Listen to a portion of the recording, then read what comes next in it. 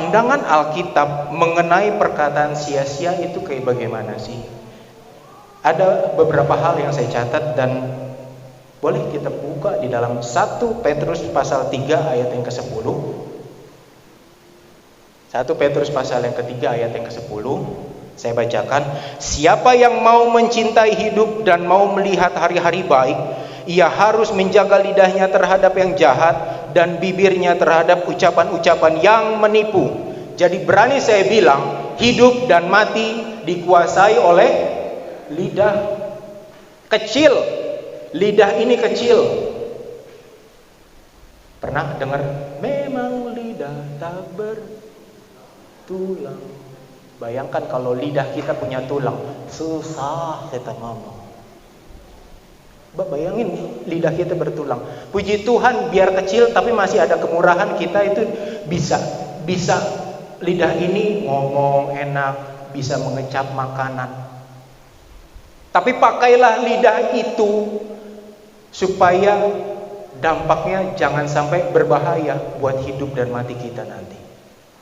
Karena lidah ini kecil memang, tapi kalau ada orang yang tidak bisa terima kata-kata kita, orang yang mungkin baru bertobat terus mendengar kata-kata kita yang buruk, yang jelek, dia aja seperti itu.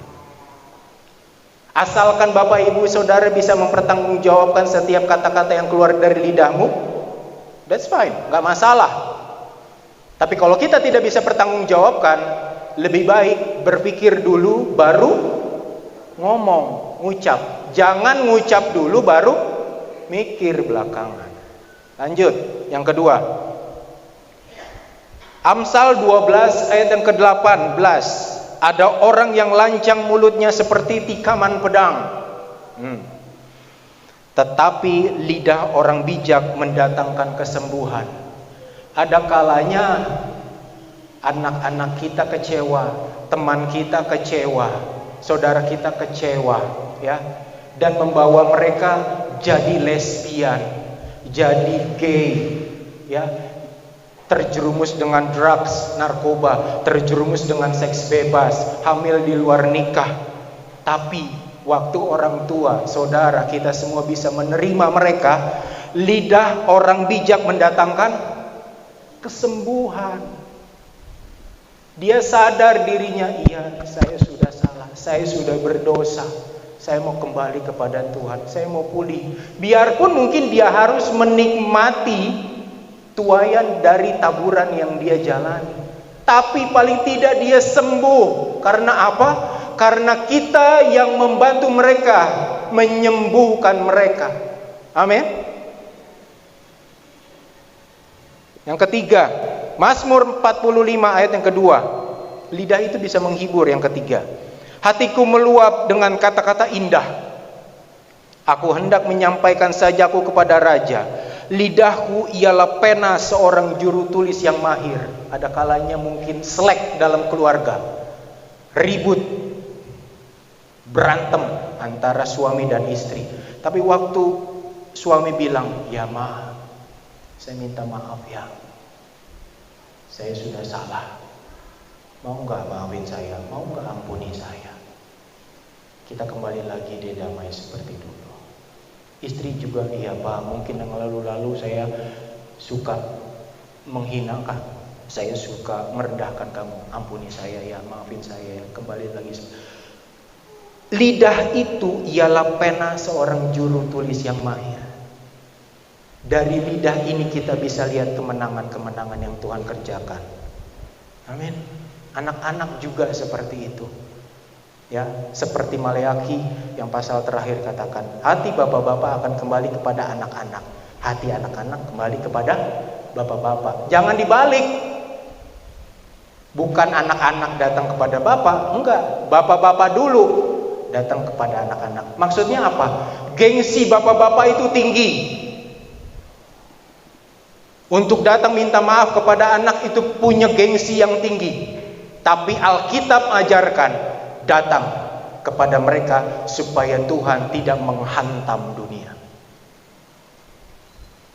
Yang keempat, pandangan Alkitab mengenai perkataan yang sia-sia. Amsal 25 ayat 11, perkataan yang tepat pada waktu. Perkataan yang diucapkan tepat pada waktunya adalah seperti buah apel emas di pinggan perak. Minta hikmat dari Tuhan. Kapan kita mendidik anak-anak? Jangan waktu mereka mau curhat, kamu anak kemarin sore, kemarin sore aja udah segede gini, apalagi besok malam. Anak-anak maunya curhat kepada siapa sih kalau bukan kepada papa mama? Karena waktu orang tua tidak memberikan kasih sayang, mereka akan cari kasih sayang kemana? Akan cari kasih sayang di luar. Mau dapat kasih sayang di dalam keluarga, apa kasih sayang di luar? Saya Kasemi tanya sama anak-anak nih, adik-adik muda, mau dapat kasih sayang di rumah apa di luar rumah? Tolong jawab. Dengar orang tua, mereka mau terima kasih sayang di rumah. Saya percaya Bapak Ibu mungkin kerja banting tulang, kaki jadi kepala, kepala jadi kaki untuk hidupi anak-anak. Anak-anak, adik-adik, teman-teman, seneng gak dikasih uang jajan? Seneng banget. Tapi apa yang kalian lebih butuh? Kasih sayang. Mereka butuh teladan dari orang tua. Amin. Mereka nggak butuh yang lain-lain. Anak-anak lebih menikmati, lebih enjoy waktu melihat papanya, mamanya bisa pelukan, gandengan tangan. Itu hadiah terbesar bagi seorang anak setiap hari adalah orang tuanya saling mengasihi. Tapi kalau setiap hari ribut, cekcok terus, waduh, itu perang dunia ketiga segera dimulai. Sadari,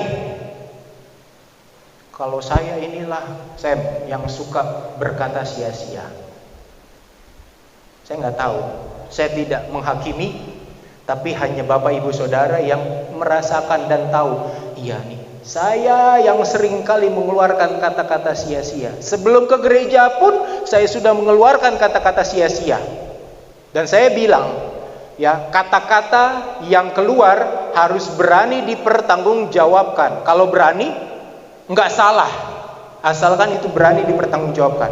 Tapi seringkali emosi menguasai kita dan kata-kata kita yang keluar itu tidak terkontrol. Apa yang harus saya buat, Sam?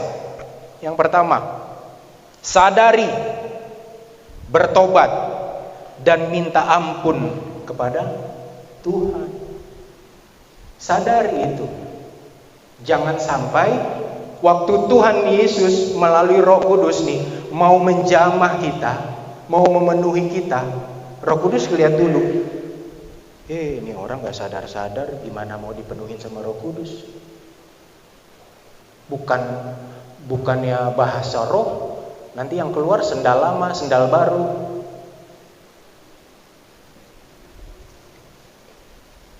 Rindu kan dipenuhi oleh Roh Kudus? Saya rindu. Dulu berapa belas tahun yang lalu saya duduk di belakang Pak Mardioto. Pintu itu saya ingat. Pintu itu jebol sama kaki saya. Kenapa? Waktu saya kedagingan saya berusaha diperas, ya, untuk dipenuhkan sama kuasa Roh Kudus. Pintu itu jadi saksi. Dan saya dipenuhkan oleh Roh Kudus. Bukan karena tendang-tendang pintu, enggak. Terakhir memang sakit-sakit. Tapi manifestasi roh itu lembut dan dia memaksa daging saya ini untuk keluar. Makanya nanti walaupun cuma sebentar, buka hati, ya. Dalam nama Yesus, Bapak Gembala izinkan gak kita buka masker? Turunin aja sedikit. Supaya lidah, mulut itu bisa kebaca. Oh iya, saya sudah dipenuhkan oleh Roh Kudus. Karena banyak yang belum dipenuhkan oleh Roh Kudus. Supaya kami hamba-hamba Tuhan, Bapak Gembala bisa tahu, oh iya ini loh orang-orang yang sudah dipenuhkan oleh Roh Kudus.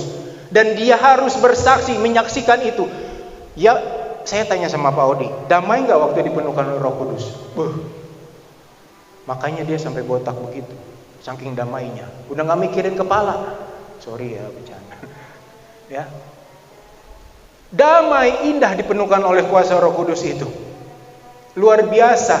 Karena itulah yang menuntun saya belasan tahun.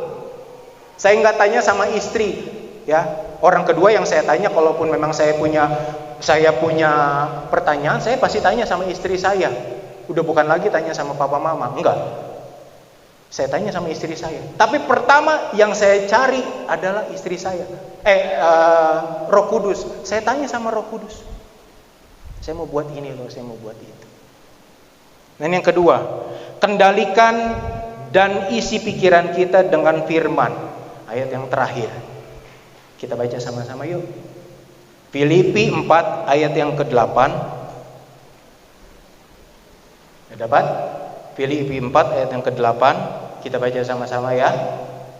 2, 3. Jadi akhirnya saudara-saudara, semua yang benar, semua yang mulia, semua yang adil, semua yang suci, semua yang manis, semua yang sedap didengar, semua yang disebut kebajikan dan patut dipuji, pikirkanlah semuanya itu. Sanggup? Cuma dipikirin kok, belum dilakukan. Pikirin aja dulu. Ya, waktu pikiran kita diisi oleh firman, kita akan lupa mau berbuat dosa. Saya bilang kepada para pria, kalau kepalamu tidak diisi sama firman, dalam 1 menit para pria akan mikir jorok 4 kali. Dalam 1 menit para pria akan mikir jorok, mikir kotor, mikir ngeres 4 kali. 1 hari ada berapa menit?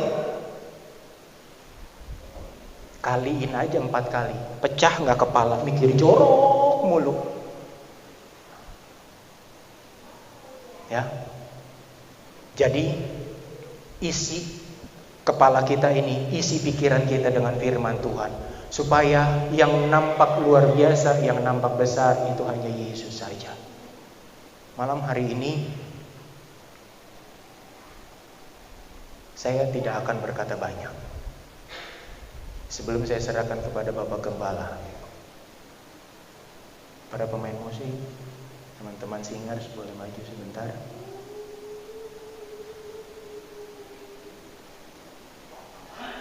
Boleh Bapak Ibu Saudara tutup mata sebentar.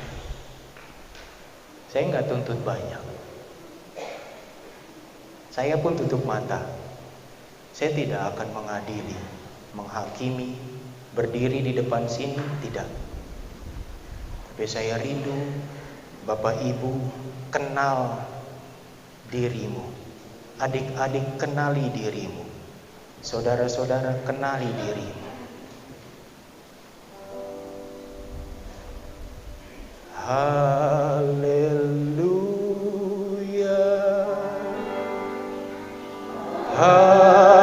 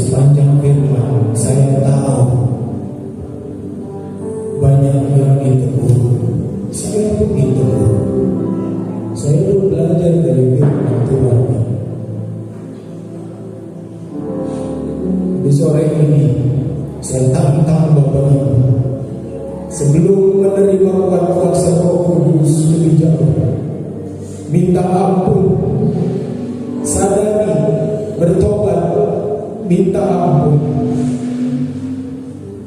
angkat tangan kanan, taruh tangan kirimu di dada. Saya tidak lihat, kanan kirimu tidak perlu buka mata, depan belakang tidak usah buka mata. Di sini bukan tontonan. Inilah urusan